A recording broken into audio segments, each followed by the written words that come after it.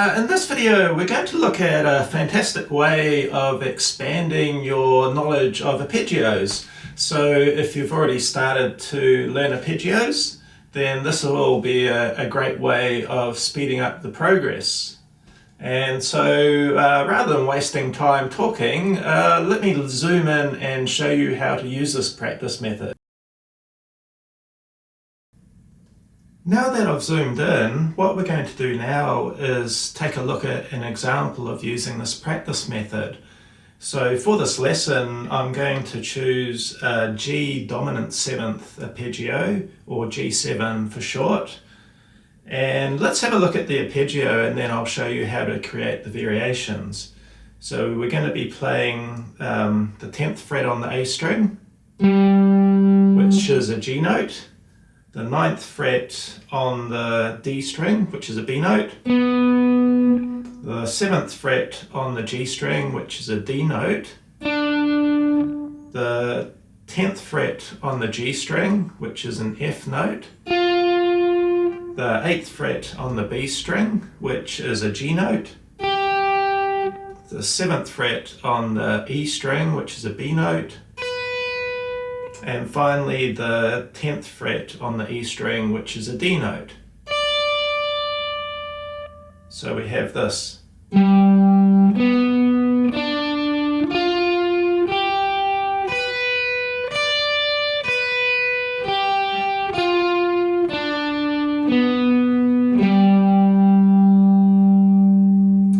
So one of the key things to notice is that we're starting this arpeggio with the little finger, so my 4th finger.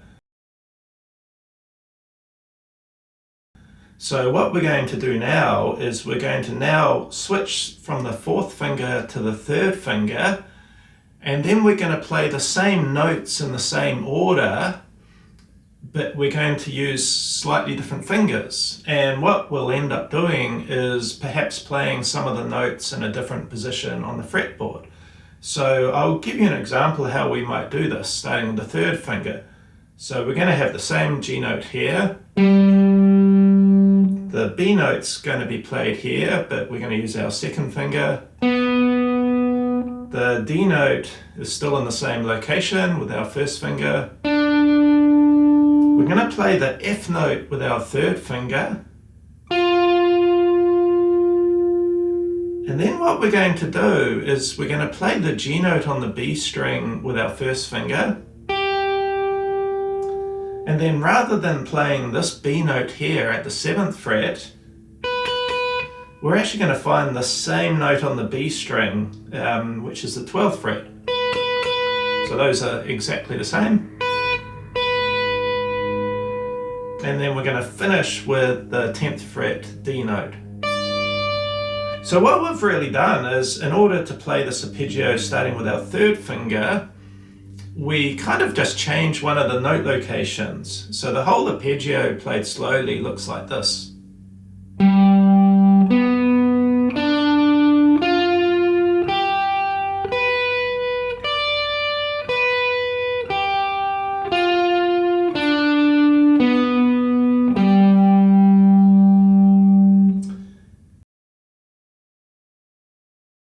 Now that we've done it with our 3rd finger, what we're going to do is start playing the arpeggio from our 2nd finger, and again we're going to have to maybe tweak the note locations of certain notes so that we can do this. So let's work it out now. So we're going to play the G note at the 10th fret, and we'll play the B note on the 9th fret with our 1st finger. Now what we're going to do is, rather than play this D note on the G string at the 7th fret, we're going to play the D note at the 12th fret on the D string. So that would look like this. We'll play the F note at the 10th fret, which is in the same location as the previous 2 versions. And then we're going to play the G note at the 8th fret B string, the B note at the 12th fret, and the D note at the 10th fret on the E string. So the whole arpeggio from start to finish.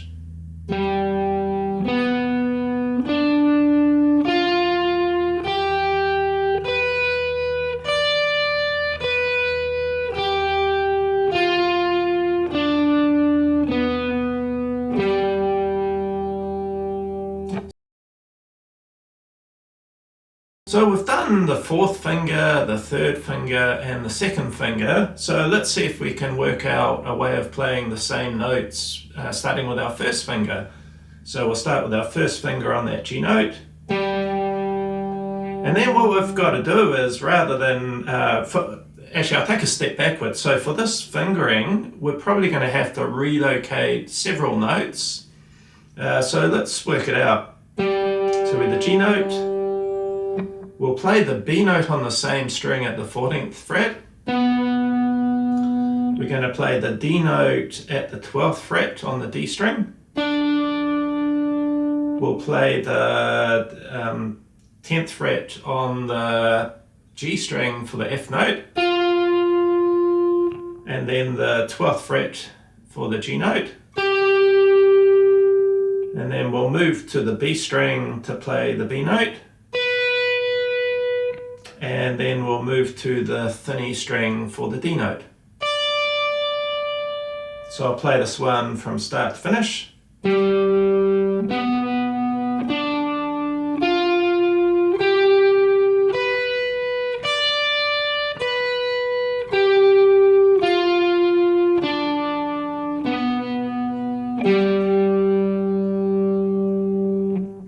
Now it's important to realize that we're essentially playing the exact same notes in the exact same order, but because we're starting with different fingers, it's going to lend itself to playing those notes in a very specific way. Something that you can do once you've learnt the variations of the arpeggio that you're working on is you can play all the variations from start to finish. What I might do is I'll do that to a metronome click. You don't have to do it to a click, but I'll just reach over here and I'll grab my metronome. And then I'm just going to set it to 60 beats per minute, and I'm just going to play through them very slowly, just 2 notes per beat. And I'll play through all 4 to give you an example of what you might like to do.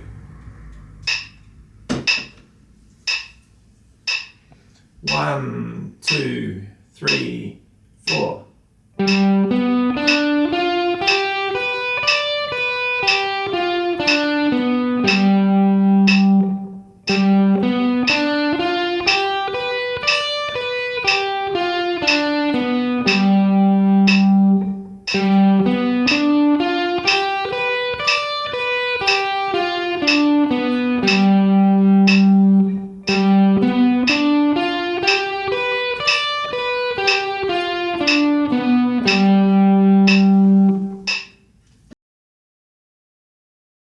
And if you wanted to, you could play through with different timings. The speed of the speed that you can play the arpeggios isn't really that important. The most important thing is that we're developing the flexibility to play those notes starting from any finger. And that can be very beneficial when you're improvising, because you often don't know which finger is going to be where. So if I was playing something, like if I just did like a little lick like that, then if I was to play this arpeggio, I'm probably going to have to start with my second finger. Whereas if I played a lick maybe like this, then I'm probably going to end up playing the arpeggio in this location using the very first fingering. So kind of, so it's all dependent on what you've played before that arpeggio. But it's definitely worthwhile to learn as many variations of each arpeggio as you can.